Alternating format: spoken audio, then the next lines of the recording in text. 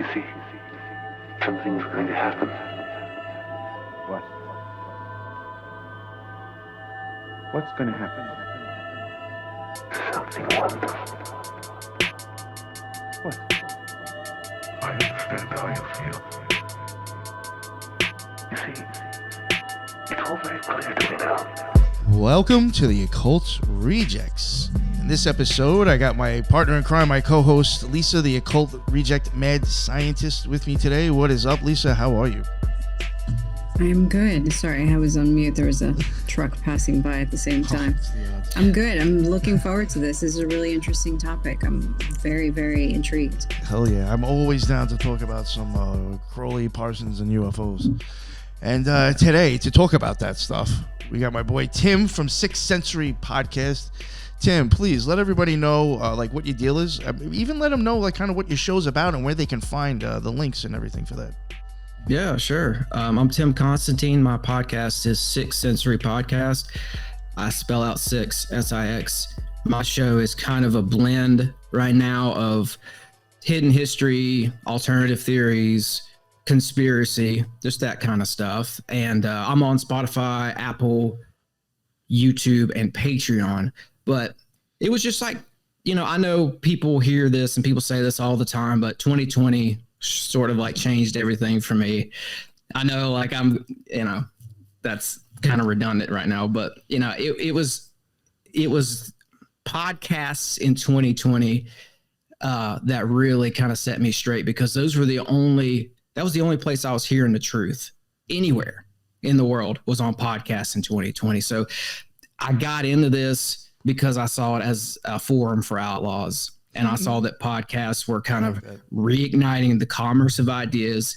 And I have a lot of ideas. So that's why I started my show. And also I started researching in 2020 because I had a lot of questions for like, because I'm seeing the world differently. And I have all these questions that I'm looking for answers for. And so that just kind of propelled me to start researching. And since 2020, I started researching. I just never stopped.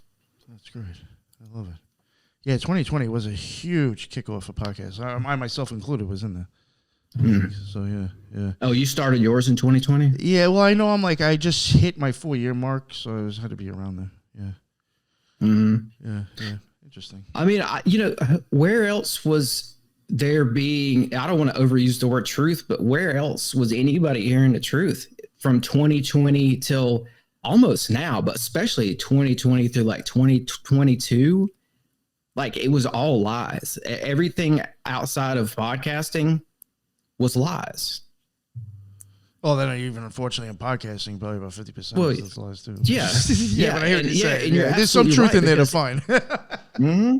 I agree with that because, yeah, I'm speaking in generalities right now when I'm talking about podcasting, but you're absolutely right. Like you get within podcasting, there was like a niche little group that I think where people were sort of they didn't know if their show was going to get shut down and they'd say it anyway. I thought that was a good, that's a good sign when these guys you have one guy who like his YouTube just got shut down last week for saying something and he knows exactly what he said that got him kicked off YouTube. But now he's on another platform and he's like, screw it, I'm going to say it anyway because it's the truth. And I think it needs to be said. So when I saw people doing that, I was like, okay, I think I found some good, nice. Some good stuff here. I'm on my 4th YouTube account actually at this point. Are you? Yeah. Yeah. It was. What can I say on here? Do you care if I say anything? Or? Yeah, no, you're fine. If it's too bad, I just won't drop it on YouTube. But no, I'm not going to censor myself for the platform. I just won't use the platform. Okay. Well, I was just going to say, one of my buddies who's a podcaster got axed from YouTube for, Gate. P-gate. Oh yeah. Oh, Pepperoni Gate. Yeah, you talk about PDF files. They get a little leery on you. Yeah. What was it for you? Almost every time that does it, medical misinformation. Mm-hmm.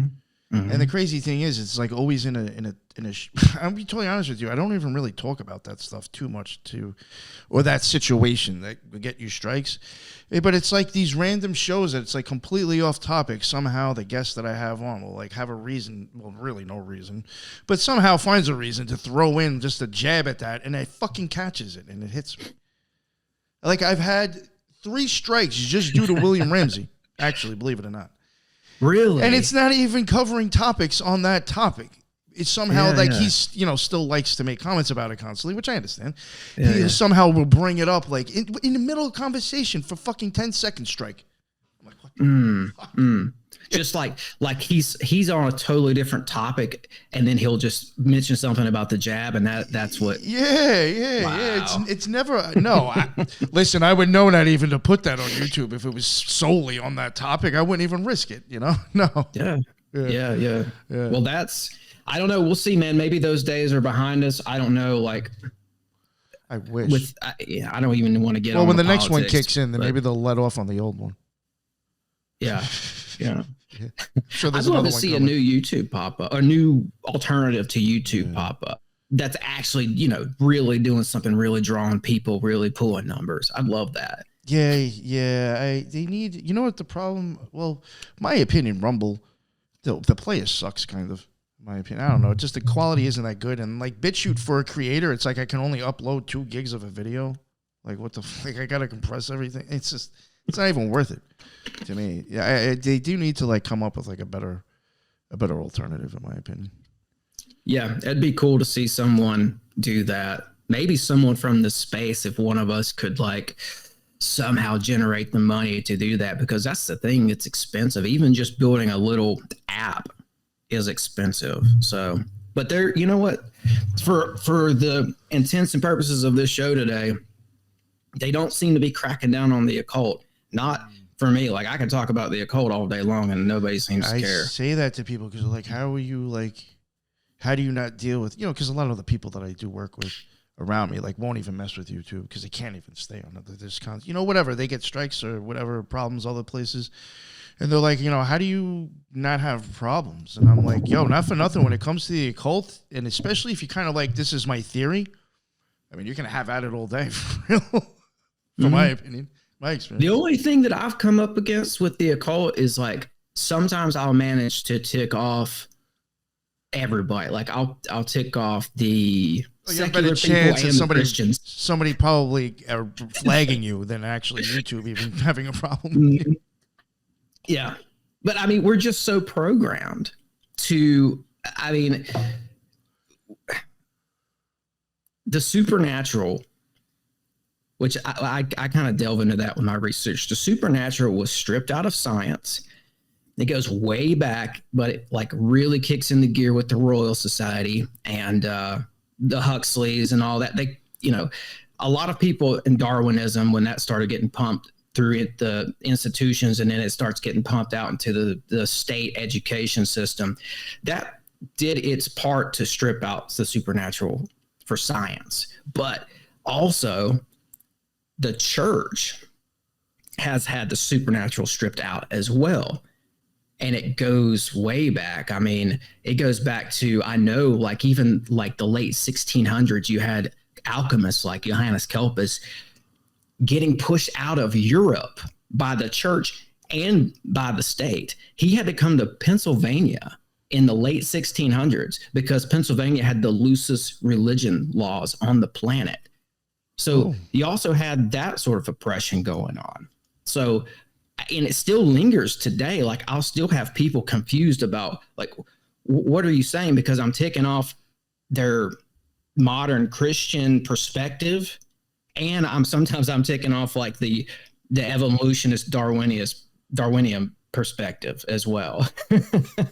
But I'm not trying to do that, but it happens. I piss everybody off at the same time. It's okay. Yeah. And I don't know where you guys stand with the supernatural. I don't know if you like to go into that stuff or what, but for sure. No, I do entertain the paranormal, the supernatural, probably more from an occultist point of view. Mm-hmm. And I could look at, I haven't really covered it as much as I would like on the show, but I do look at UFOs and like aliens, more of occult ideas or side effects of magic, or I'll just be totally honest with you. I think it's just it's a comic book story that occultists know they can sell. Mm-hmm. Put it that way. Mm-hmm. Yeah. Well, I think I have a parallel perspective to that, honestly, because I'm starting to see this whole disclosure UFO thing with major occult ties, and I'll get into that actually, like, but I think for me, like, my research is predicated on the year 1947. Oh, awesome! Yeah, Crowley died. Yeah, exactly. Yeah, that's part of it. Supposedly everything. Died. What's that? Supposedly died. I do wonder if if his like that name just got canceled and he got reissued a different one, or something else. Mm-hmm. Everything that I'm going to get into occult wise kicks off in 47. I think that year was, if you humor me for a second, I'll talk about that year and I'll come back to Crowley. And to your point, yeah, he died in 47, and that might play into this as well. But I see 47 as a catalyst for change that molded the world that we're in right now. And, you had the war raging before 1947. And the Nazi enterprise was causing chaos. I think that the Nazis themselves were born out of an occult revolution that was started in Germany, that was kind of fomenting in the early 1900s, that kind of gave way to that war. But after the war, 1947 was the threshold. My boy, not to interrupt you, but like real quick, my boy Thrash is going to see if he can find it again. He says now he thinks it's gone off of YouTube. He said he's found videos. He said that's actually like, obviously old videos of like Hitler giving speeches and like people actually translating it correctly. And he says, there's somewhere he actually gets into saying this is an occult war. Mm-hmm. Where he comes out of his own mouth to the people. And he's going to try to find it and see if he can get it to me. But, I mean, he said that he's actually seen it, as long as the translation is correct. He said it to the fucking people in Germany. Yeah. And it wasn't just Hitler. There was some other people high up in the Reich that were saying things publicly just like that. There was one guy who said that the German people saw, I'm going to mess this up because I haven't seen it in a while, but I read this, and they were talking about how the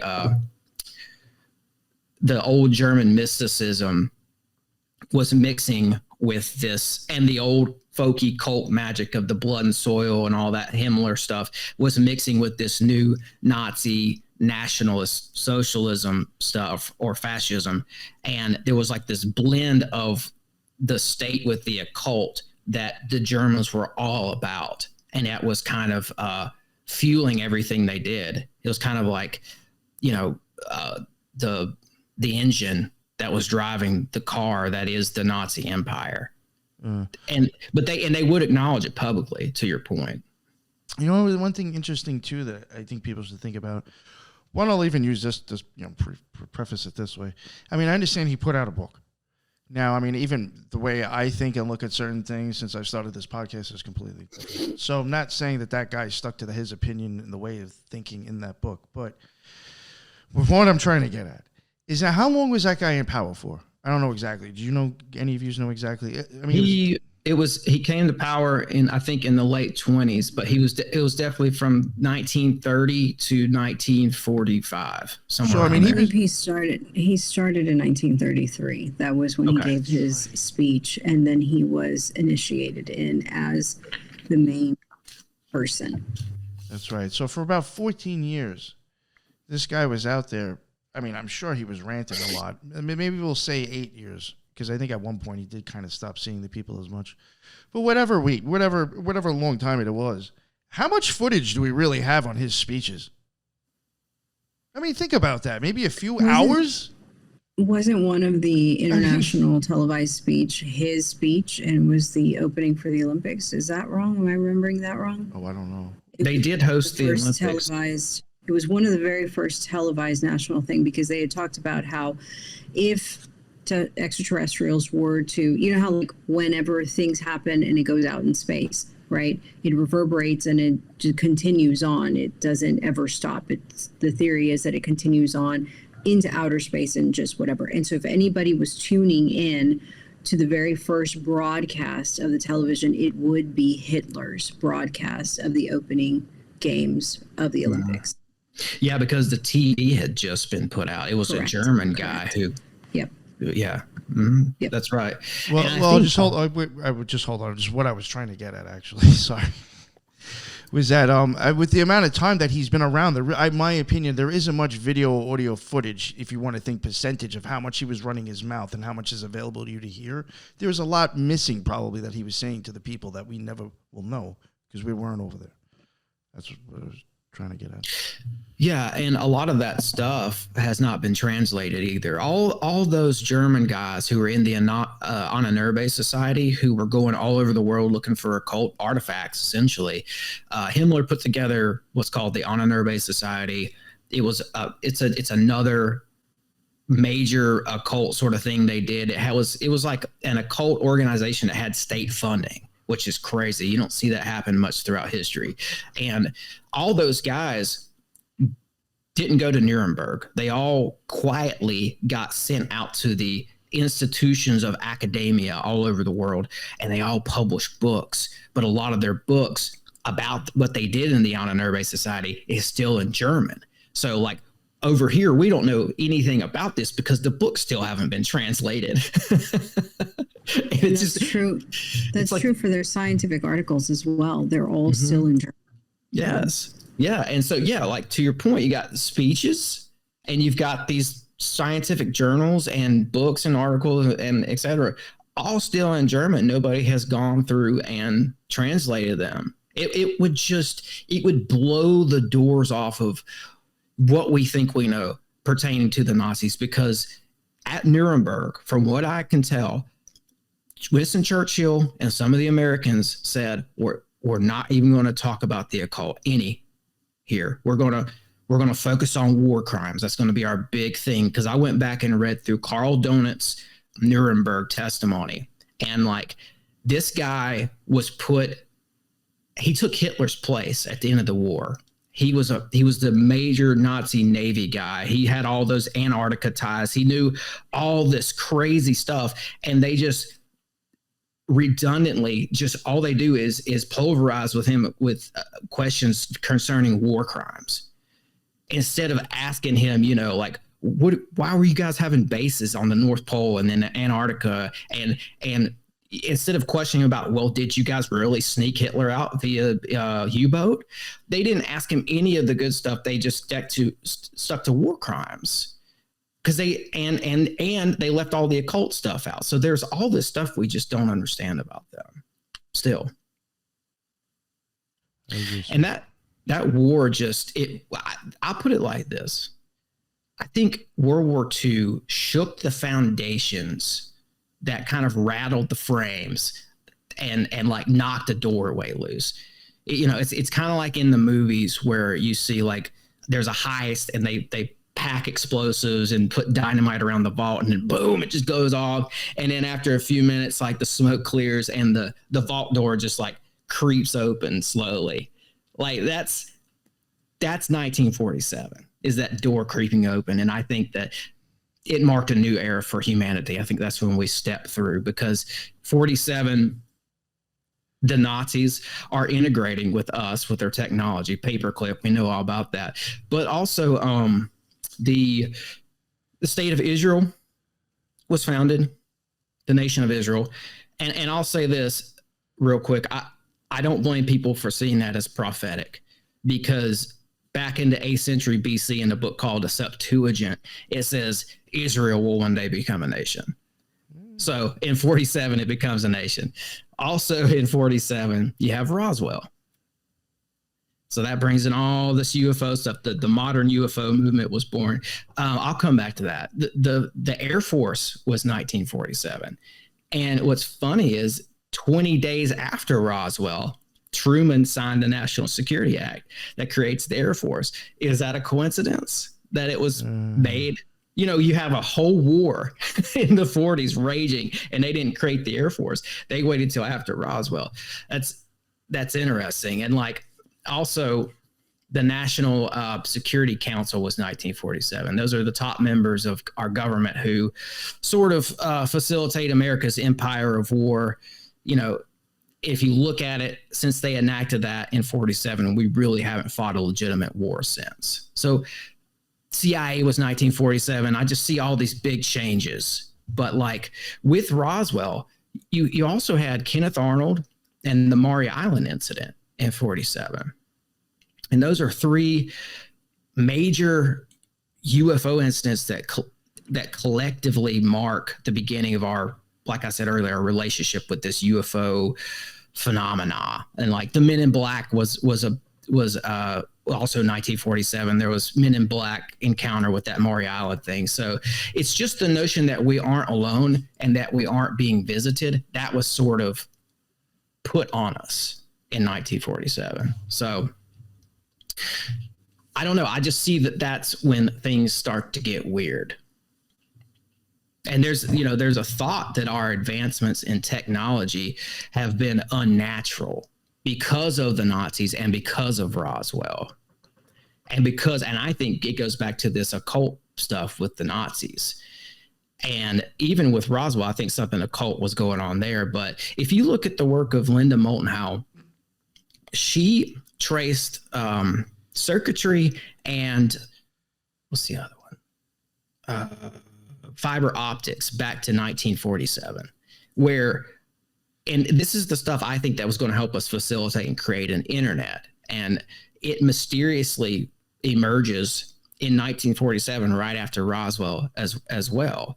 So that's where it creeps in. And like, for me, it kind of goes back to, well, is our technology coming from a natural place or what? Because where did the Nazis get it? Because we still don't know where they got it either. But for instance, if you look at ancient Egypt, their science and their culture seems to have been revealed to them rather than developed by them. And for me, that goes back to the Isis, who's the first alchemist. She studied magic, which opened up a doorway for her to be able to talk with angels, where she then talked to a higher panel of angels. She started getting connected with this angelic realm, and she learned the mysteries. And that's how this kind of technology was supposedly given to the Egyptian people, was through avenues like that. And I see parallels with that with Crowley and with the Babylon working, which I'll get into in a minute. Awesome. But the other thing, I just wanted to lay out 1947 because I think once I get into my main like meat and potatoes here, all that stuff will kind of fall into place, because all this stuff that's happening in 47, it parallels this goddess Ishtar that I've been looking at. Because I think that she might actually be involved with the modern UFO phenomenon and maybe some of those major changes that we talked about for 47. I'm going to jump into her because, I mean, I don't hear anybody talking about this. And she very much presented herself to Jack Parsons and to Crowley, I think. So I'll lay that out. But she's also in the Anunnaki tablets. She's in the Bible. She's all across Mesopotamian and Mediterranean history. And it's almost like she's been hard to nail down because she goes by different names. But I've been like looking into her. I've been finding all these fingerprints. And so I've been trying to put together this profile. But she goes by Ishtar, Ashtar, Inanna. She's also known as Aphrodite, Venus, Astarte, and she's the goddess Babylon, which ties her into the 20th century occultism in a major, major way. So she's been around for a long time. And the reason I started seeing her as possibly being involved with this UFO thing is because I think it's been going on for a long time. People will remember Gilgamesh, that tomb that we found recently. Right before the Iraq War, we found the tomb of Gilgamesh. I looked into him some. When he ruled in Uruk, she was the main deity that they worship there. And there's a legend, she was going by Inanna at this time. There's a legend that she wanted Gilgamesh to go up into the skies with her because she liked to fly the skies of Earth. Gilgamesh declined because he said, all the men who go up with you never come back. So she was driven to anger by this. She went after Gilgamesh for declining her. The story goes that Gilgamesh's friend saved him from an assassin that Inanna sent. But when you look at the story, I think what you learn is that she likes control. She wanted control of his kingdom. So she has this sort of a personality about her. And also, that story to me is an indication that she from early on is associated with flying in disguise. And she comes out of the Sumerian pantheon. That's as far back as we can trace her. She comes out of the Anunnaki stuff and the Sumerian stuff. And what you see with them is they always have depicted a sphere with wings. And I think that indicates that they had some sort of flying device. So, and she pops up all over the place too in the ancient world. That's another thing. I'm like, how does she manage to be in two places at once? Because there's a legend where she buried her lover Dumuzi in all the way down in South Africa, in this very interesting region where the gods were creating chimeras and doing a lot of stuff that you see in the Book of Enoch and Genesis 6. And there she is. But at the same time, Nebuchadnezzar builds the Ishtar gate for her to kind of come through and like parade. So how is she in Iraq and South Africa at the same time? So I think she was flying the skies. And I think it goes back to that sphere with wings. And I think, in fact, you see that I mentioned Isis. It's a symbol you see later used by this group of alchemists in Egypt who were associated with the Zet Tepe. They also got this symbol handed down to them from Isis. So you see it with Ishtar, and you see it with the Sumerians, and you see it with the Egyptians, and it goes back to these technologies that come from an angelic race. They're talking to somebody on the other side of the veil, and they're getting these technologies. So I see that sphere with wings telling, because by the way, when they put the wings on there, it doesn't mean it had wings. They're just depicting it that way to tell you this flies. It's just like all the old angels and all the old frescoes and you know, nobody in the ancient world who had an angelic sighting said they had wings. That was given to them in paintings to depict that they flew the skies. I think that's why they gave the wings to the sphere. So, like I said, I was going to try not to go too ancient aliens on you today, but what's interesting is that, like, believe it or not, people listening probably know what it looks like, but the artwork that I had Mario do, it is actually a play off of that image as well. Oh, cool. Yeah, and instead of wings, it's you know, like TV reels, like movie reels. Mm-hmm. But yeah, there is something to that actually with that image, I think. I love all the old symbolism. I think it's all that stuff is still there for the decoding. You know, you have the handbags that everybody. I love that people are throwing out theories on all this stuff now. It's like, you know, it's a part of our modern renaissance or awakening or whatever it is that we're experiencing right now. Are people going back and they're looking at all this old stuff and saying, let's have another look at this, because I don't think the history books got it right. And there's also, I'm going to get to the occult stuff, but there's also additional symbolism that I found with her in all the old temples to Ishtar or Inanna or Ashtar or whatever we're going to call her. There's what's called the 8-pointed star of Ishtar. And it's also a symbol that I found painted on UFOs in the old Serbian frescoes from 1350. You guys, if I showed you, you would know what I'm talking about. It's that old, it's in Serbia. It's just big wall. It's a painting. And on each side, it's like the crucifixion of Christ is the main painting. But up in the right and left corner, you have what we would call a UFO, some sort of a craft. And on that craft, there's an 8-pointed star. Archaeologists and historians have no explanation for the symbol on the craft in these paintings, but I think it's this 8-pointed star of Ishtar. So I'm seeing her as this entity that's flying the skies. And if you jump to modern times, that's when I really started seeing Ishtar involved with stuff in the skies, like the events of 1947. And first of all, Crowley, you mentioned this earlier. I don't want to forget to get to this. Crowley dies in 1947. I think he may have had a daughter in Italy that nobody knows about.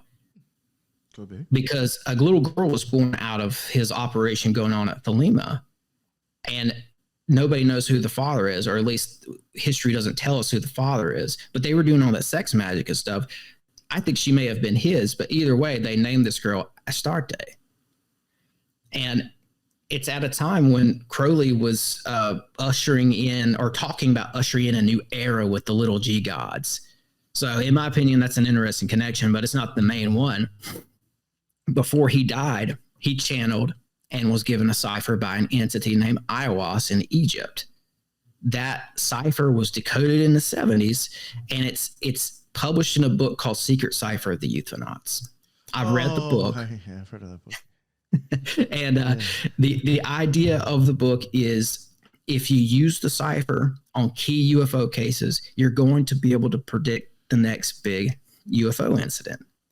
So a big part of the book is Crowley, or the author rather, applying Crowley's cipher to cases from the contactee movement that started in 1947. I'm trying to remember the author's name. He was that guy who used to be in the OTO, actually. Can't remember. Yeah, the guy who wrote Secret Cipher. Greenfield, I can't remember. It's Greenfield. Alan Greenfield. Yeah, yes. Didn't Crowley have a book named Liber Astarte? Yes, he did. He had Liber 49 that I think is about her. No, he did have Liber Astarte, and that was a book of that was a book of like telling you how to like give devotions to your gods or goddesses. Like if you were kind of having a ritual and you wanted to say thanks to them, or it was based on that. Okay. That I think the crazy thing with that is that the number of that book, if I'm correct, is actually one of the flight numbers that matches all these other Thelemic and Crowley numbers with 9/11. So, like, that's even kind of weird, because you're talking about giving offerings to the gods, and that's one of the plane numbers that I think hit the building. Or maybe the Pentagon or something like that. It was one of the plane numbers involved. Oh, yeah. The numerology is off the charts with all this stuff. Because you have Liber Astarte, Liber Oz, and you have Flight 93. Astarte is the name. That's the main name that I saw coming out of Secret Cipher of the Euthonauts. When he would apply the cipher to all the UFO cases, like George Adamski, for instance, it's like Ashtar or Ishtar or Astarte is the name that the cipher keeps producing. So, and also, like, it's not just Crowley. And by the way, that I'm going to look into that book, that Liber Astarte. That's very interesting. But I think Liber 49 was totally inspired by her. Totally. I think Thelema itself was inspired by her. And Crowley was such a stubborn bastard that he didn't want to say that it was inspired by a woman. So he changed it up. He wouldn't name her by name, but I think she inspired the whole thing. Well, but, I think like I would say, like her and New Weed, I think Crowley actually was really big on pointing at the feminine aspect of magic. So I agree with that. I think he stuck with different I agree with quite that. Oftenly. Yeah, he was, but something happened with Thelema in particular where he wouldn't just say this is a religion to Ishtar, in my opinion. I don't know why that is. I don't know why he wouldn't just share some power with her or whatever. But I agree with you. I do. Another connection here with the 20th century occultists is certainly Parsons and L. Ron Hubbard. Yeah. Because, the Babylon working. And I went and I looked at that because they documented that whole thing. And I read through it. It gets really dark. It gets really weird. It gets poltergeisty. It's just a thrilling, scary thing to read through. But, that started in 1946. They started that in January of 46. And Parsons documents like January 4th through the 15th. He tells you all the rituals they did. Then there's a time where and this is all out in the California desert, and they took some time off and they returned to the ritual in March. So I don't think that people realize that wasn't done in like 2 nights out in the desert. Like they really kind of ate, slept, breathed this thing. It was part of their life for the whole year of 1946. They finish it up in March, and Parsons gets a message from the other side telling him, wait 9 months. And well, first of all, he sees the beast of Babylon. He sees her riding the beast. It's symbolism associated with Ashtar. And then he's told she will be released in 9 months. And if you look at 9 months from where this was in March, it's the opening of 1947. So technically, that ritual starts in 46 and ends in 1947. And that's when you start seeing all this UFO stuff happening. People think that they opened a portal that brought about Roswell. I've mentioned this a few times on the show that there's been a lot of times where, where I've mentioned that Parsons' work supposedly, might have brought on UFO type effects. Mm-hmm.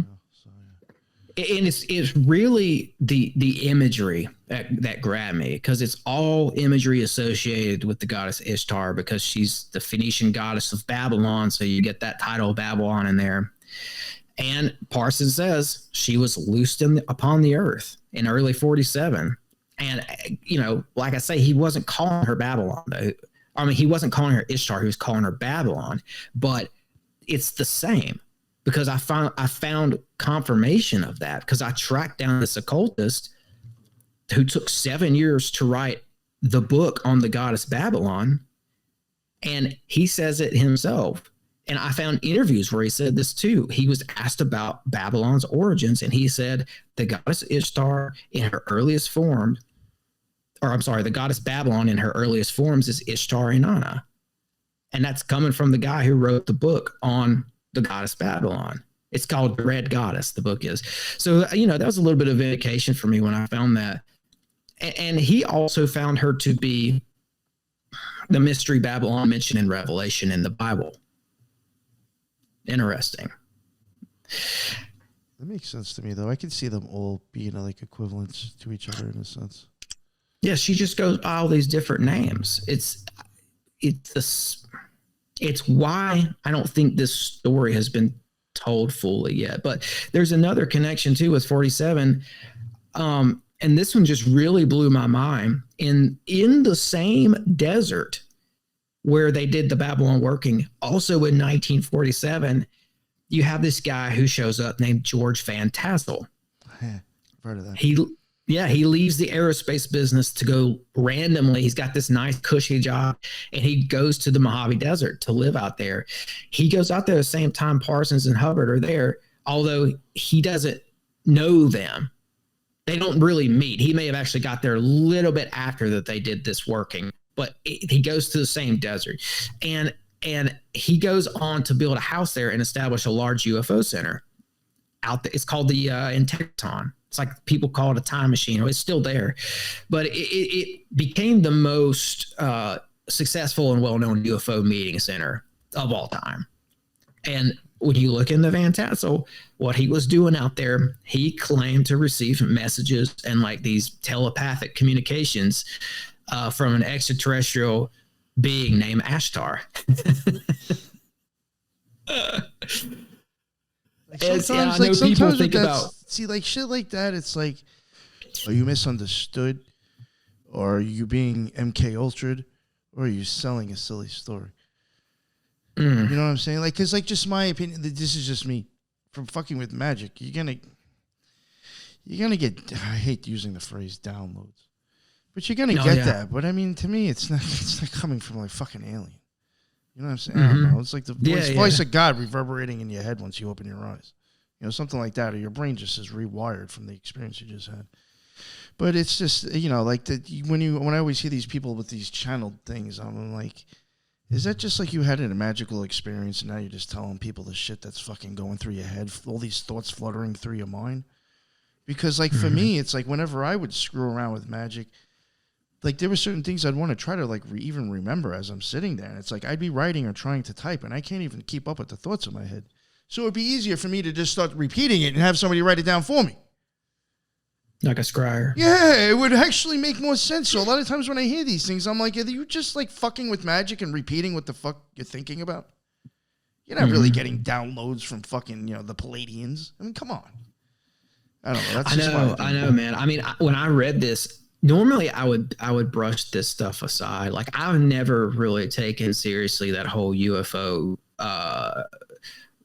culty religion stuff that I had to look at it because it comes out of 1947, so it fits into my timeline. And then also stuff that I brush aside are these people who have these encounters with whoever from the Pleiades, some funky name, and I usually just don't think anything of it. But when he said Ashtar, I'm like, okay, this is kind of weird because we're starting to see this name pop up out of 1947 an awful lot. So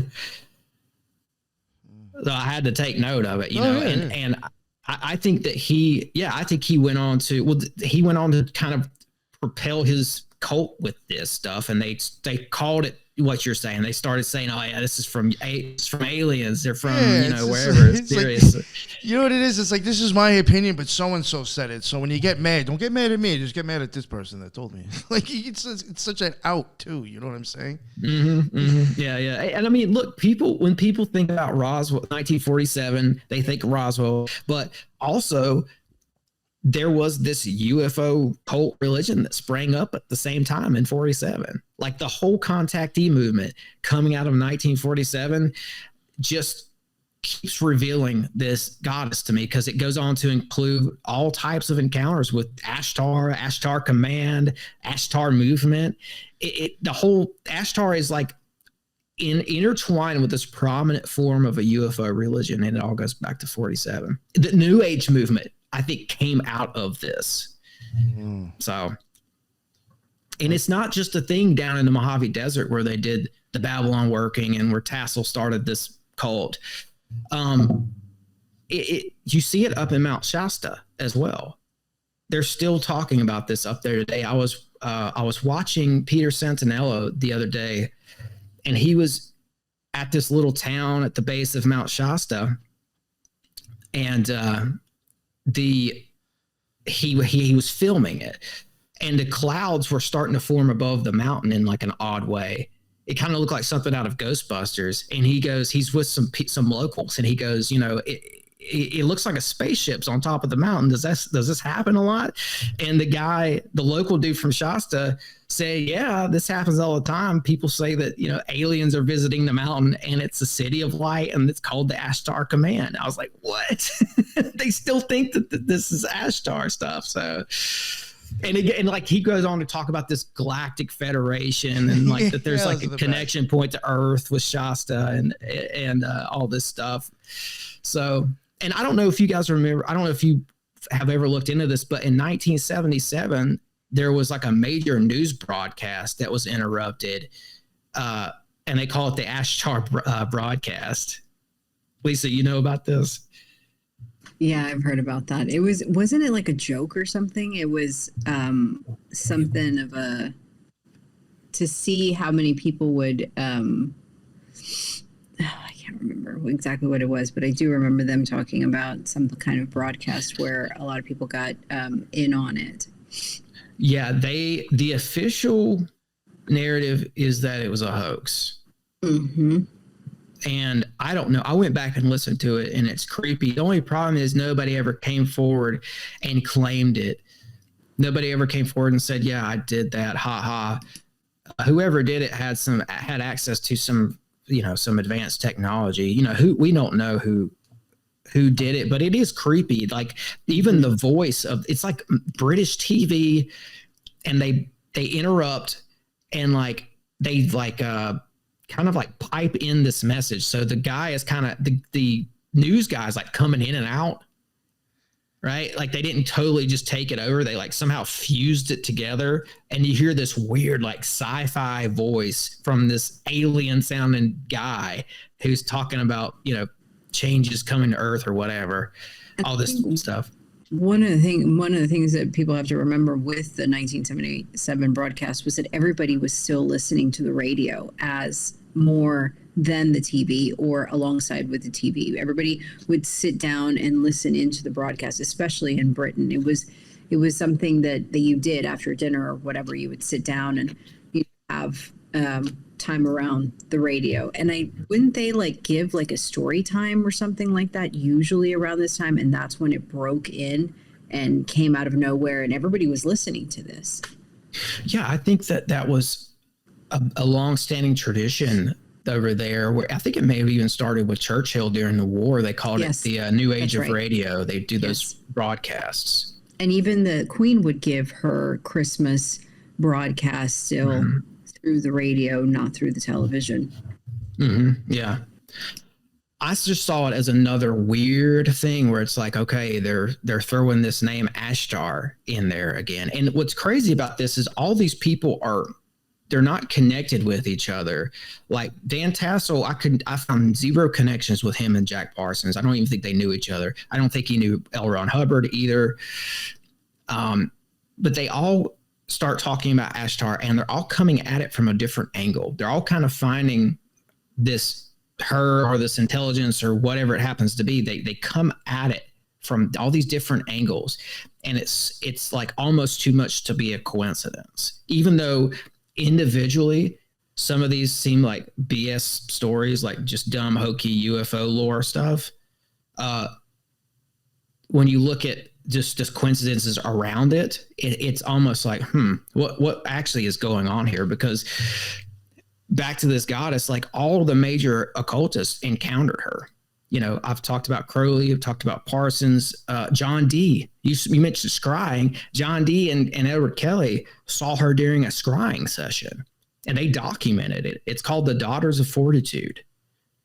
You can go read it right now. I mean, she spoke to them, they recorded it, it's published, it's exceedingly creepy, but you can go read it.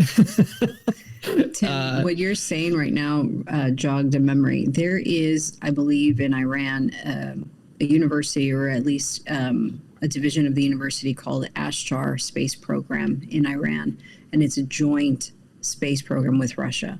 I always really they would name it after a goddess, and it is their aerospace joint division, I believe.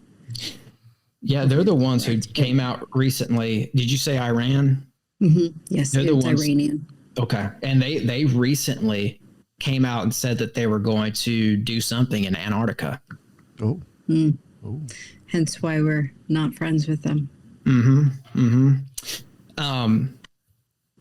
Yeah. So this every time I turn around, there's something new like this that's popping up with her, and it has to do with like space age, new age, or UFO movement. Which all that kind of, for me, goes back to 1947. Even Jack Parsons, I think he like sort of started the space age. He at least did his part to start that. Right. And when she, it's all these like critical moments in history too, where I see this goddess show up. I mean, when she visits John Dee, it was at a time when he was helping literally start the British Empire. If you look at Oxford, they cite 1583, I think, as the official beginning of the British Empire. Guess who was in the service of the Queen during that time? John Dee. And you can go back and see her influence on all these major shifts in history. She's present at the beginning of the Sumerian Empire, where we get our some occultists get their spiritual cosmology entirely from the Sumerians. Because they had such a knowledge of cosmology in general. But so she's around for all that. And the Anunnaki, she's worshipped by King Solomon and his wives. She's around for that kingdom. We see the first temple coming out of that.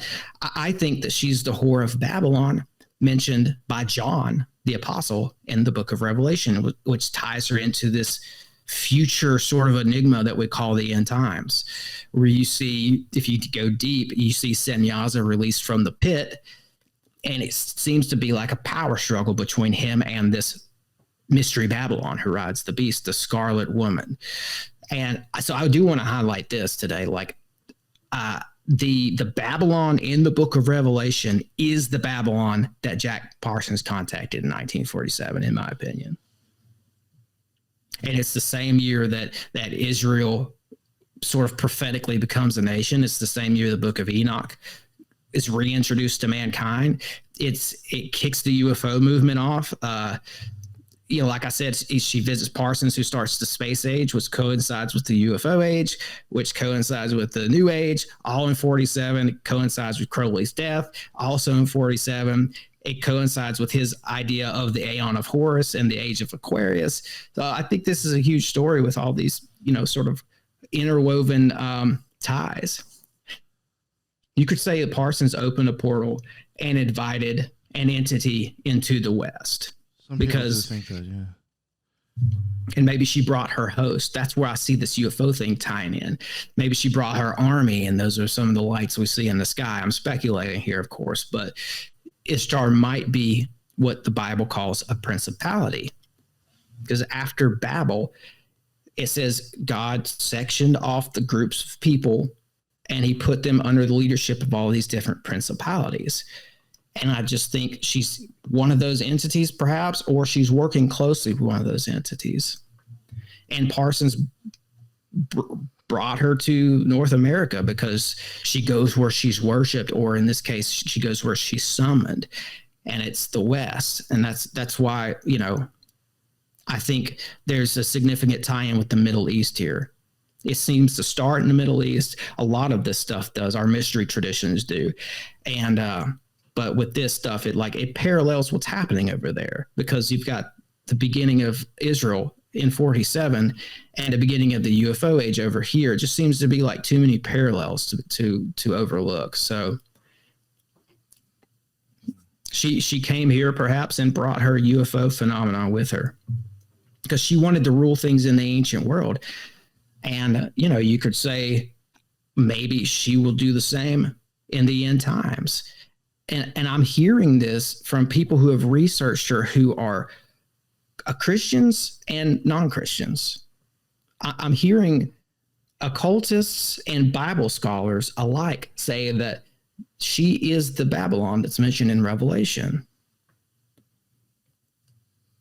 So I've heard it said, one could infer that she maybe was going to try and control the Antichrist, just like she tried to control Gilgamesh.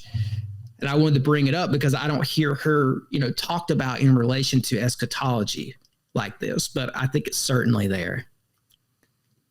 I don't know. I haven't said much about the Book of Enoch, but in terms of eschatology, it's interesting that that book decides to kind of show back up in 1947 as part of the Dead Sea Scrolls. And that book itself, Enoch has, in one of the first verses, it contains, what you could see as possibly a prophecy. It says this book is meant for not now, but for an age which is to come.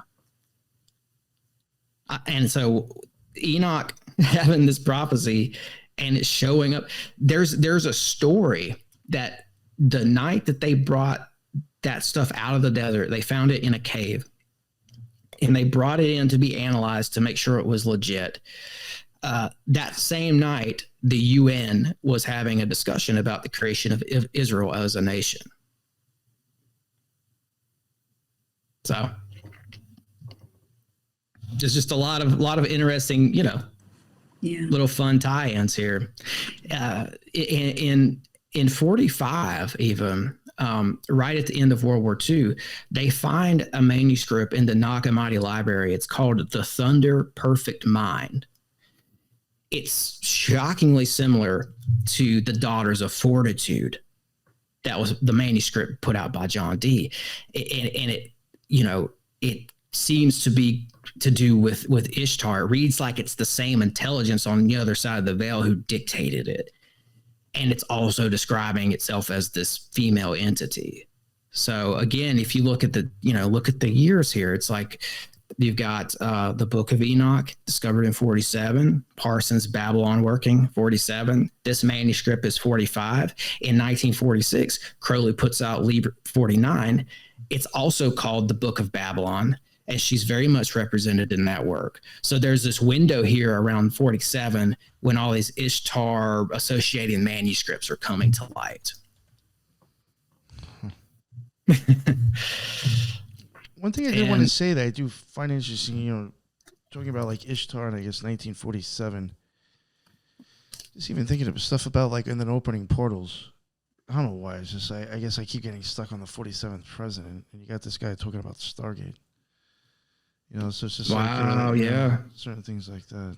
That just sounds like off the wall to even make that connection. No, he's like his whole thing is like his baby is Space Force, right? Like that's part of his legacy is that he created Space Force. And Musk, there's all these ties with Elon Musk because even before Musk endorsed Trump is the 47th, right? Am I getting this right? Yeah. Okay. So even before Musk endorses Trump officially, Trump is storing all his SpaceX stuff on the Space Force bases. So they had some sort of a deal worked out years before, all this, this endorsement and everything. Wow. And, Trump's uncle, John Trump, he had a good look or maybe even has the Tesla files, which have all this free energy stuff. There's a lot of UFO stuff in those files too. I listened to an interview that John Trump did, and he's talking about how he's in the room with the FBI. He's going through the files, and they're really honed in on one part of Tesla's work that has to do with taking objects out of the sky. And I'm just like, and then we have Roswell. And I've always thought, I'm like, I wonder if that was us and we took that thing down, whatever that was. I wonder if somebody was messing around with that Tesla technology and they pulled it right out of the sky. I just was like, Lisa, I think you're muted. That's great. Yeah, I was like, that's crazy. The whole FBI files or whatever, apparently it was like boxes and boxes and boxes, and they called him in to kind of give, can you make sense of any of this? And, he said, I need a couple of days or something. And he looked at it like, no, there's really nothing in here, but do you mind if I keep some of these boxes just to kind of, make sure? And they left it with him.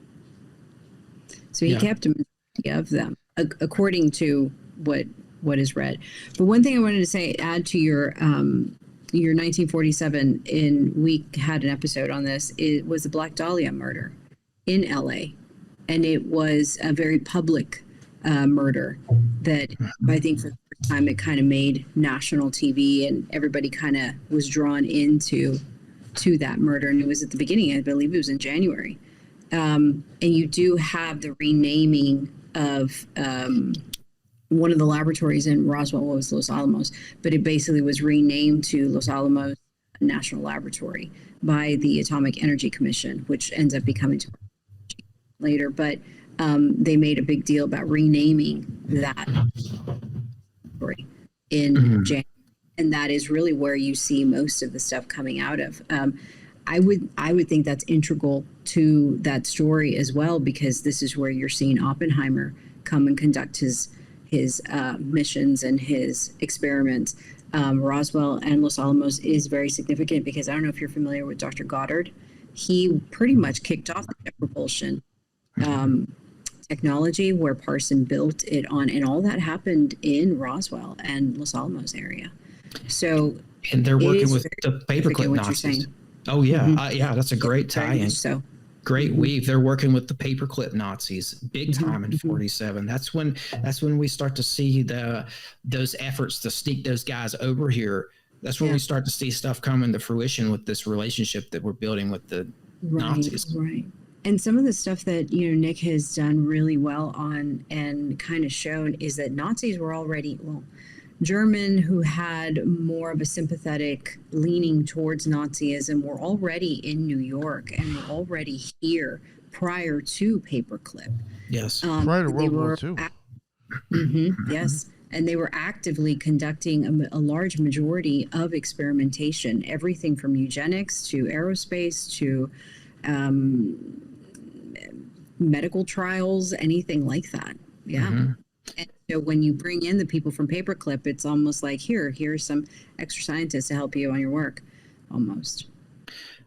Von Braun was working out a deal in 1944 for his sort of escape from Germany, I guess you could call it. He went through General Electric and was, he's an active Nazi, And Hitler's still alive. They're still at war. They're still trying to make this work for themselves. And von Braun's going behind the back of the entire Reich, talking to Americans through General Electric in 1944 to sort of broker a deal for his sort of passage into America. It was, it's like he's bringing stuff to the table. He's like, this is what I'll do for you. This is what I'll do for your space race. This is what I'll do for your rocketry program. He'll work with Gottlieb and all these guys, and he'll bring something crucial to the table. That's what his bargaining chip was. And that was in 1944. And, so he wasn't just brokering for himself. He was trying to get some of his other top guys over there that were active Nazis deals. Yes. It was all worked out. Right. And another part of, that aerospace tends to get a lot of attention. But one of the main things that kind of has also come out of this aerospace paperclip Nazi-esque science is the medical advancements, because they were also experimenting of medical science or aeronautic science. You have astrobiology type coming out of all this work as well from paperclip Nazis, but working in tandem with aerospace Nazis as well. Yeah, that would be IG Farben would be a part of that. All that stuff. And our technology too, like where we're at currently, it wouldn't be possible without, and I know it's like weird. It's like, where did it all come from? I think I said that earlier. It's like, what would build our internet that would change us and really put us on a pedestal, as a historical pedestal above a lot of other people throughout history. Our technology does that, and all that comes out of the late 40s and 47. And I think it even goes so far as like the particle colliders and CERN, because I think it was 1943. The Nazis built the first particle collider. They had a guy over there who designed it. His name was Rolf Weideroth. After the war, he goes and works for CERN. Then CERN releases the internet. They put it out first. There was a scientist at CERN named Tim Berners-Lee who put the internet out first. He did www, HTTP, all that stuff. He released it first. So you see the same people who give us a particle collider that's like blasting holes in dimensions give us the internet, and it's like, is that a coincidence? But it goes back to Nazi Germany. Yeah, no, and another to parallel to what you're saying, 1943. In 1941, Oppenheimer, who was also a Nazi, well, not Nazi, I'm sorry, he was German. I misspoke. He was also in conversations with Fermilab in Chicago, and Fermilab is the American version of CERN.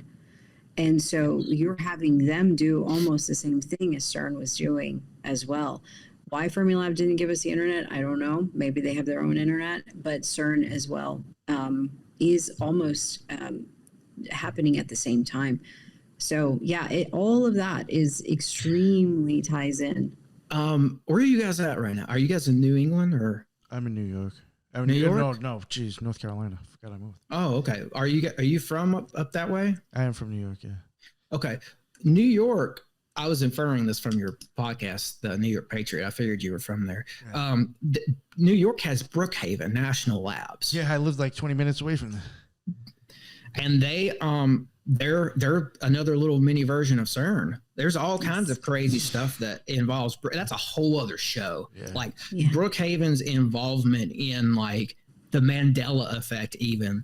And like, Montauk Point and all that stuff, which those guys were probably Nazis at Montauk who were doing, I think they may have had a particle collider in the basement of that place at one point. They were trying to make these like X-Men kids, right? Like these psychic assassin kids at Montauk. At least that's like the lore about it.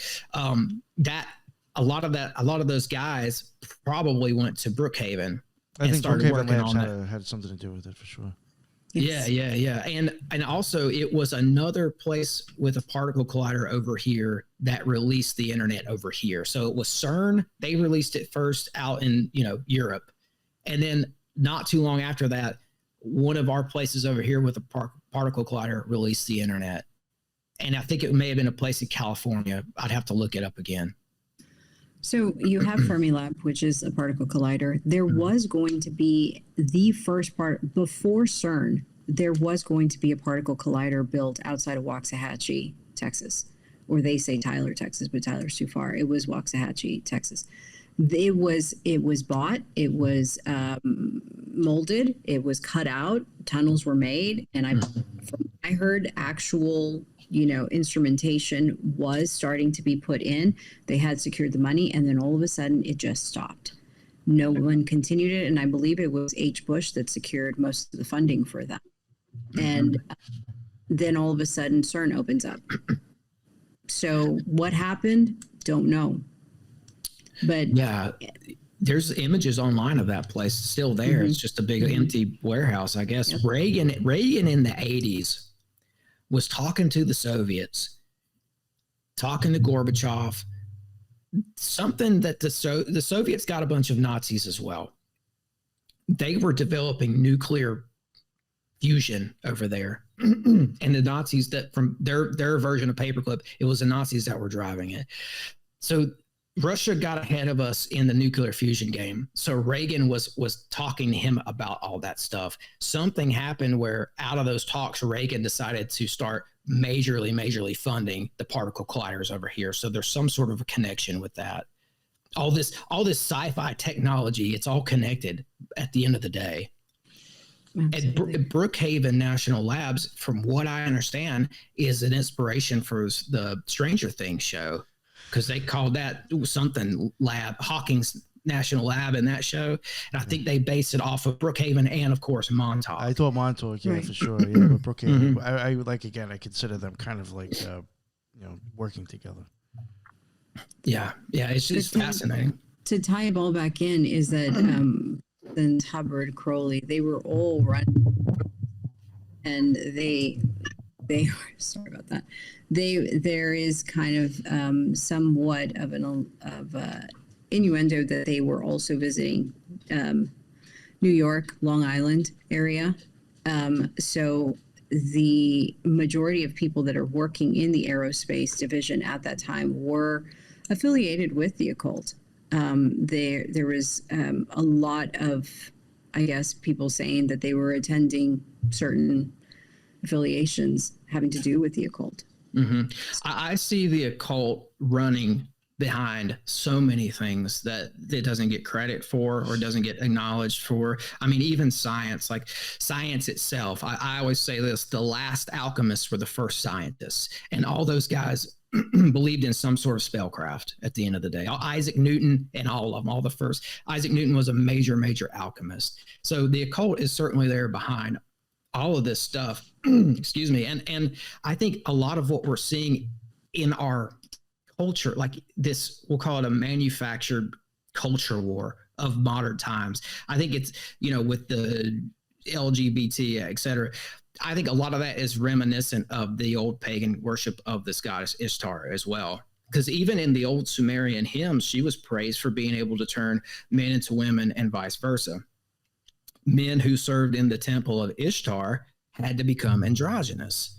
So, and so this whole trans thing was big in the ancient world. It was big in Asheroth. That was King Og City. He's the guy who makes an appearance in the Bible, maybe the Enoch as well. He's like a Nephilim giant guy, but his city was known to have this big trans presence.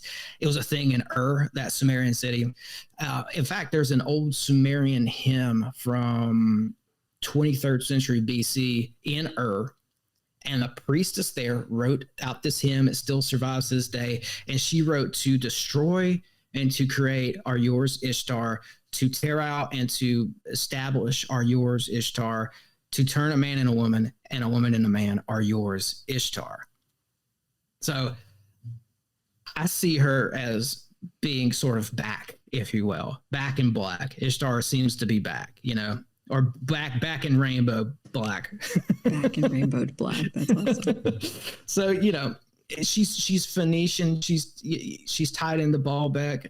Speaking of ancient technology, if you look at Baalbek, Lebanon, I mean, some of the biggest anomalies of the ancient world, the biggest megalithic cut blocks are there. That was one of her stomping grounds. It's also right down the road from Mount Hermon, where you see this story of the Watchers coming to Earth and, producing the Nephilim. I thought that's an interesting tie-in, that her sort of headquarters, her sort of area is in this Mount Hermon area, this very closely aligned with Genesis 6. But yeah, transgenderism, I think it goes back to the priesthood of Inanna. And before that, it may have been possibly a bastardization of the androgynous serpent that was in the Garden of Eden. Because there's a Gnostic, sort of a Gnostic, proto-Gnostic viewpoint that was that serpent in the Garden of Eden. Nakash is the Hebrew, but that it was part man, part woman, part Lilith, actually. That goes into like Baphomet. I don't want to go too far off the rails with this, but actually I can tie this in. Yeah. People will know Baphomet because it's that figure with the horns that people, everybody knows. So there's a theory on Baphomet that it goes back to, I think, Eliphas Levi, and he sort of coins this image of Baphomet. And he had it originally depicted with two Hebrew figures. One figure meant Samael, one meant Lilith. Mm-hmm. So it's both male and female. It's supposed to represent the male and female sides of the serpent from the garden. Mm-hmm. And the female side is Lilith, who was this primordial entity that existed before Adam and Eve. So there's speculation that she was there at the fall of man, and she was a part of that whole thing. And what interests me about that is that it's comparable to Ishtar, because they're both these primordial female goddess figures that go way back. They sort of existed before us. We don't know how old they are. Ancient astral intelligence, perhaps. Yes, absolutely.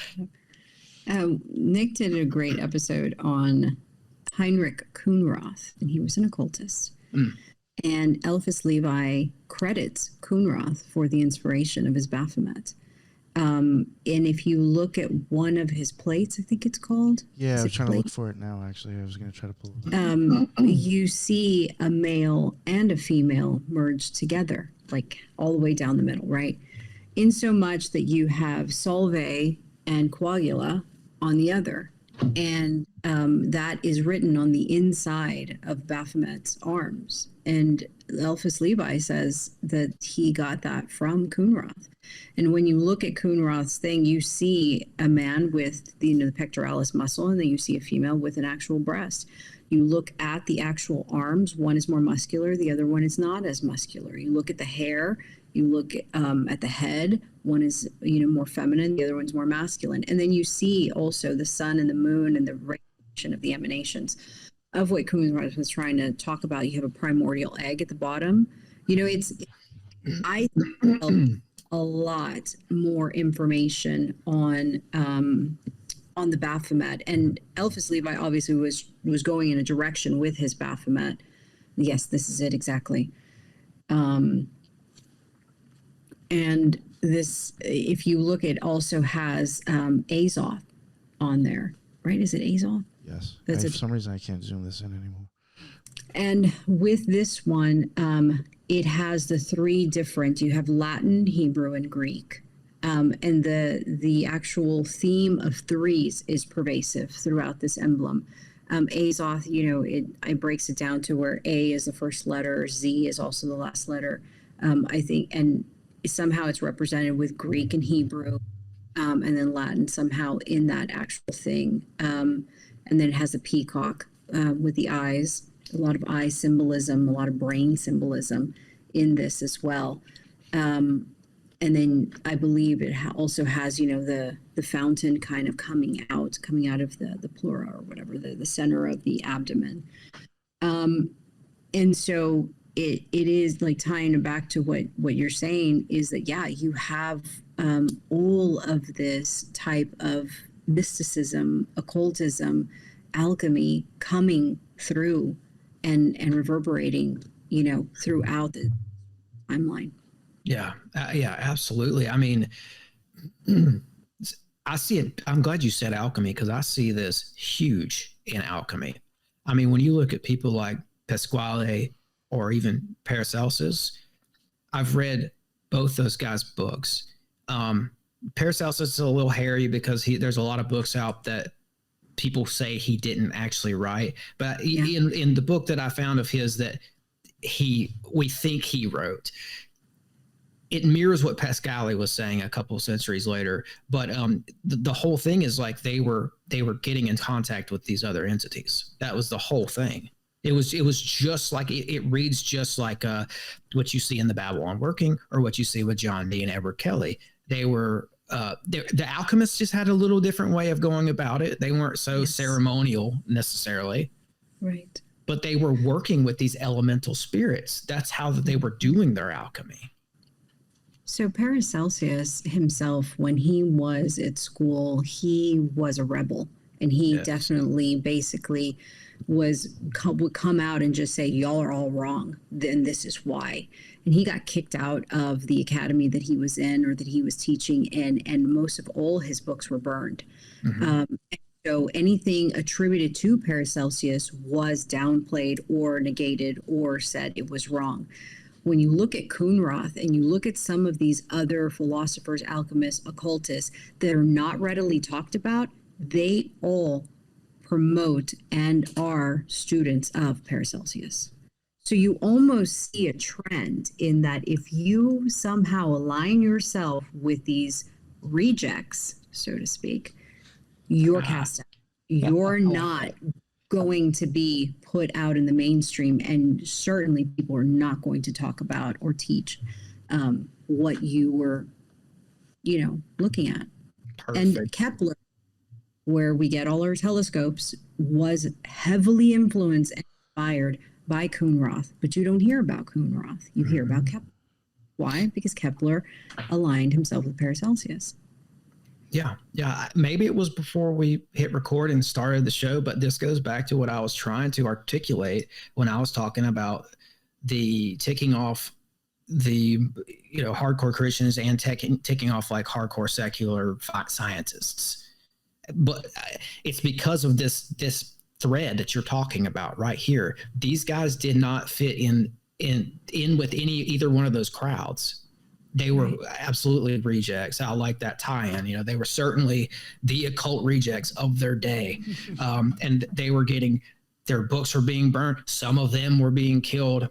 They were being, like I said, I think I mentioned there was a guy that got pushed out all the way to Pennsylvania. He crossed the ocean to get away from this persecution. But yeah, these guys were, they were certainly, and Paracelsus, or Celsus, I should say, he was actually Celsius. I always get this wrong. Paracelsus. I think it's Celsus. I don't know. I wasn't Don't there. ask me. I didn't name him. I have no idea. I'm the worst. He was he was one of the biggest rebels of them all. It's almost beautiful to go back and see how one man could like buck the system that hard. And we got all these great ideas and long lasting remedies from him, even spagyrics. Yes. Very much so. The medical, this is another rabbit hole, but this Rockefeller medical system that we're under right now. Before they got rid of all the herbal medication and all the, legitimate paths to healing the body, before they replaced all that with petroleum-based pills, I think we were still using the mechanisms that Paracelsus gave us, like spagyrics and tinctures and herb magic and all that great stuff. This stuff was around for a long time. I think when it comes to him, I think this stuff just recently got uprooted out of society.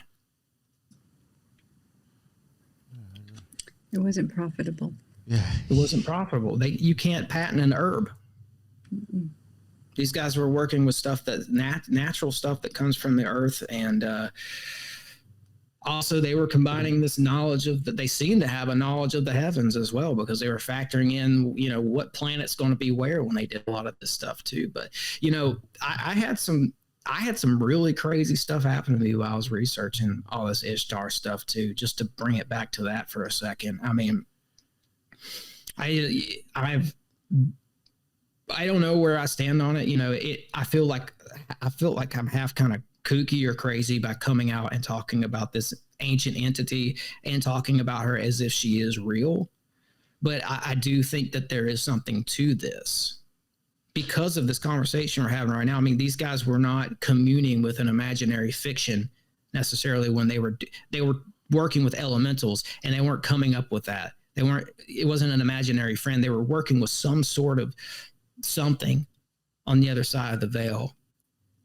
Putting a name to it is difficult, but when you look throughout history and you see all these dots being connected, it's like I have to kind of present this as if she's real, because and then I had all this crazy stuff happen to me while I'm researching it. I mean, just one of the things that happened, this one's kind of fun. I've had some creepy stuff happen too, but I was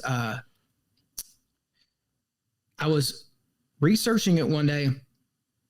I got on Instagram just to check my podcast show messages. I don't like being on there, so I was just going to get on, check my messages, and get off. That was the plan. But you know how it is when you get on Instagram, there's always that one picture at the top of the feed that you see. So before I clicked on messages, I see the picture, and it's the Newkirks from the Hellier season, or from the Hellier show. They're standing next to a statue of Venus.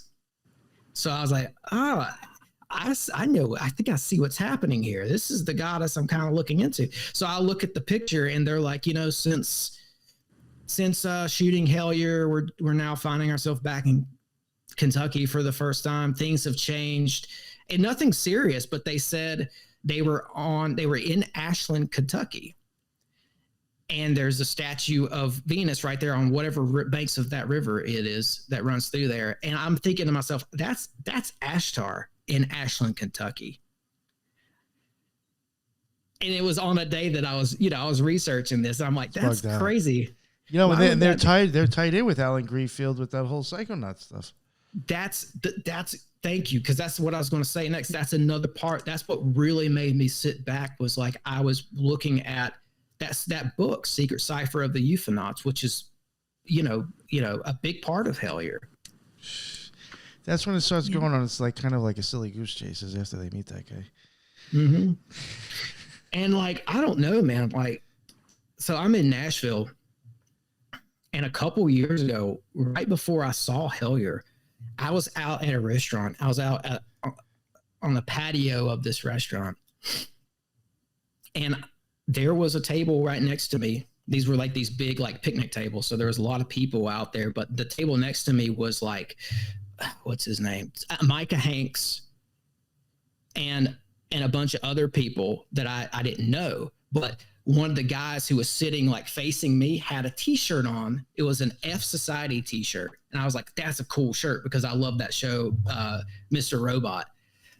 So I remembered that, and I remembered that guy. And also with them, I remembered there was this guy who looked young, but he had this like gray hair.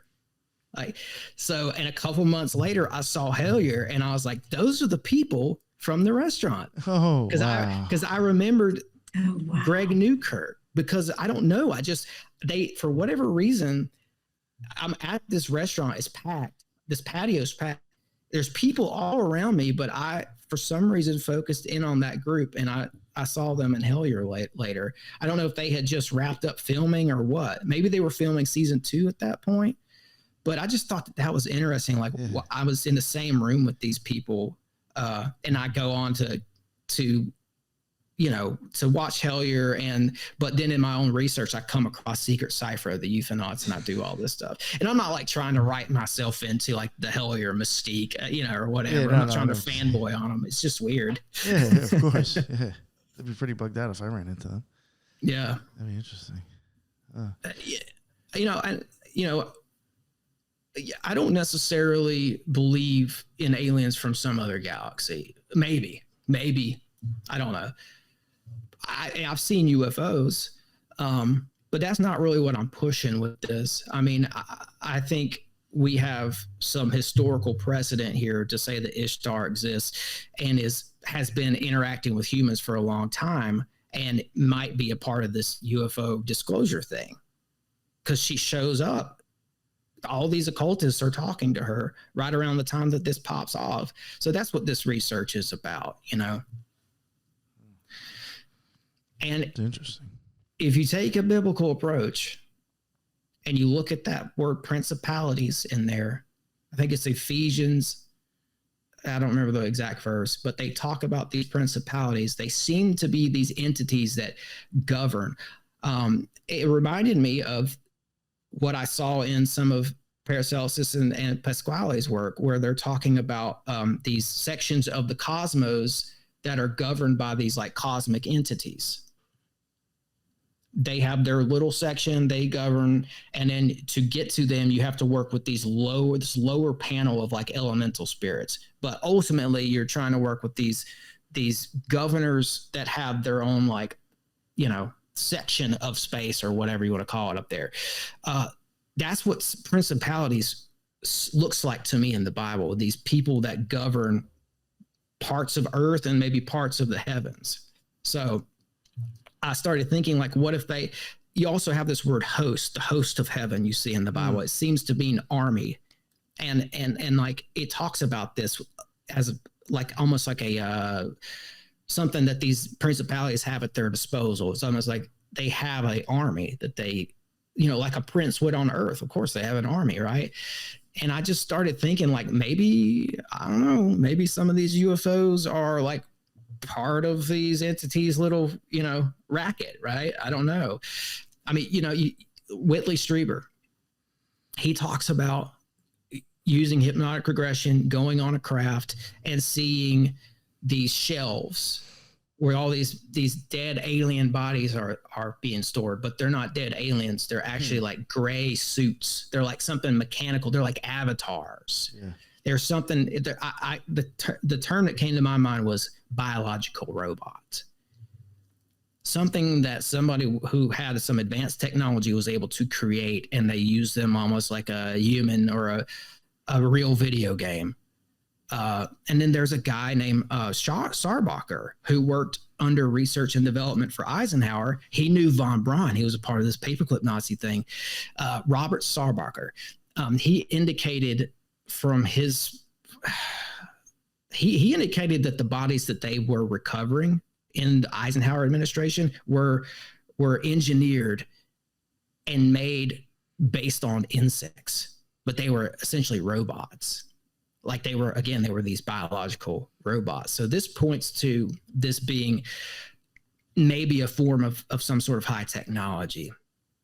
And like, if you want to go real deep with it, some people think that Cain, after he killed Abel, established some sort of like high Atlantis type civilization, high technology, Atlantean-like stuff. And like, if you look at the work of Edgar Cayce, he thought that some of what Ezekiel was seeing in the Bible, those crafts, was tech from this Cain Atlantis civilization. So for me, I think, I wonder if Ishtar has been involved with the development of this alien tech for a very long time. And that's what we're seeing here. And then you've got guys like Chris Bledsoe. He's a big UFO guy in North Carolina, actually. Oh, he's in North Carolina? Yeah, he's in your state. But he talks about this being a divine feminine figure. He's the guy that goes out and calls down the UFOs. Like, I've seen some of his videos on YouTube, but orbs or whatever they are seem to show up. But, you know, divine feminine figure. So it points back to this Ishtar figure for me. But yeah, he's in North Carolina, man. You should go check. You should go. I don't know him, but hey, go over there and reach out see see if where he's at. That'd be interesting. I'd be interested to actually watch him do his shtick. Yeah. Mm-hmm. I actually have equipment too. I can film it all and got all these meters and things. It could get interesting. You know what? I hate to do this to you, bud, because of the timing, but I'm going to have to wrap it up. I would love to have you back on if there's anything more about this we could talk about, or if there's anything else you think would fit the show. More than welcome to please come back on, sir. This was a really interesting topic. I mean, I probably would have ended up dragging it on, but like I could see. I'm just making it quick, like kind of in my opinion. You know, I think like you were saying, like, you're not sure if like aliens are actually like some physical being, but like I could like entertain like maybe an egregore or a thought, a mind, you know, something, or like even like a new structure or a frame of thinking or something. Almost like another aeon coming in, possibly. So, I mean, I kind of entertain, like, I think what you're saying, it interested me.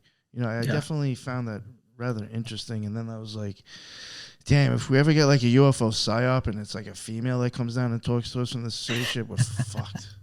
Let's just talk. Yeah. Well, you know, that's, yeah. I mean, what Lou Elizondo said recently that this was a secret UFO arms race. And I don't know what he meant by that, but it did make me think about this research. Like, what if they're planning something military, like, you know, blue beam, like, or whatever you want to call it. Yeah. No, I hear you, man. I hear you. You know, that's why I think I may have said this earlier. Like, I do go into the supernatural maybe a little bit more than some people do.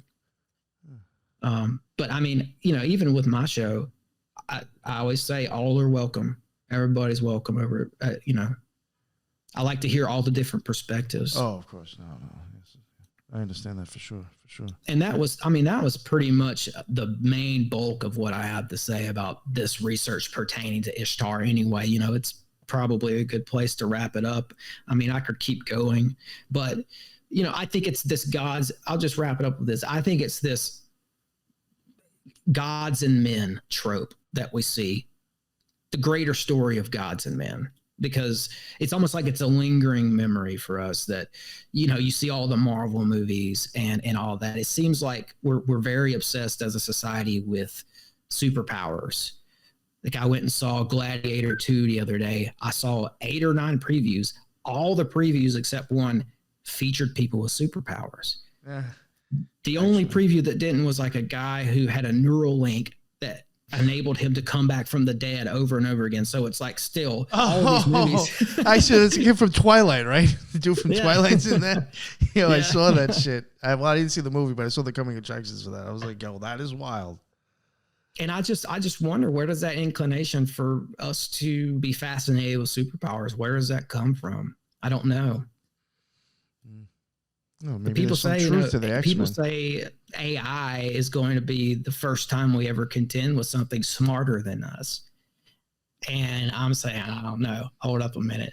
Maybe we've been dealing with something gods and men like that's been, you know, it's in all the ancient texts, you know, not to get too ancient aliens on it, but I don't know. I mean, I think personally that we've always been dealing with something that has an intelligence greater than ours, just beyond the veil, perhaps. And that's me. And I think everybody's welcome to disagree with that for sure. Well, I'll even say real quick, and then I'll let Lisa say something if you want to like kind of like give your opinion about this real quick.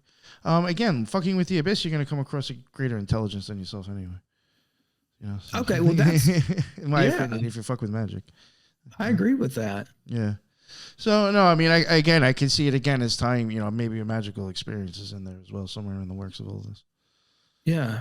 I mean, well, and, you know, so if I don't know if this is going to be the best analogy or whatever, but if we're existing enough to sit here and have this conversation with each other, because we're 3 intelligences that are communing, if this can happen, what if there's something else out there that's not human that's also a manifestation of this intelligence that we share? It's just not in a physical body. So we can't see it. Yeah. Who knows? Lisa, what is up? Everything's possible. That's all I'm going to say. And if you want to know more, you should check out the occultresearchinstitute.org, where we have a lot of contributors that basically donate their time to talk about all things possible. And that's pretty much all I want to say. Okay. All right. And, you know, I'll take you up on that offer. You know, we could talk about it afterwards. But, yeah, if you want to have me back on, you know, I noticed that we kept kind of coming back to Nazis and the occult. And that's, I mean, I've got a whole lot on that. I'm always about to talk about Nazis and the occult. Might be joining us for a lot of the list of ideas that we have yet to dive into because of me. And And then the list keeps growing of ideas of like topics to dig into. And so, yeah, that would probably be great if Yeah, you we got a got, lot of Nazi work in there we want to work on. yeah, if you have a lot, you may be able to tie in or weave something that we haven't seen before. Yeah, cool. Let me know. Awesome. Yeah, for sure. Yeah. But real quick, let everybody know where they can find your amazing work, sir. Please. Yeah, Tim Constantine. My podcast is Sixth Sensory Podcast. I'm on Spotify, Apple, YouTube, and Patreon, and I have an Instagram. So come check me out. I put out reels. There's a lot of Nazi occult reels that I've put out recently. So if that interests you, check out my Instagram, but mainly check out my show, Sixth Sensory Podcast. Yeah, definitely. If you want to check out like little snippets of his podcast and stuff like that, definitely go to his Instagram. He's got a lot of that, I've noticed too. So, thank you very much again, Tim. That was really an awesome conversation. That was really interesting stuff. It really made me think actually about this Ishtar stuff. And yeah, I would love to get you back on, man. So we'll definitely make that happen. Lisa, thank you again for jumping on. I had a great time, and Absolutely. I always appreciate your perspective and what you have to add. Thank you. And that is the end of another Occult Rejects. And until the next one, everybody be well. Later.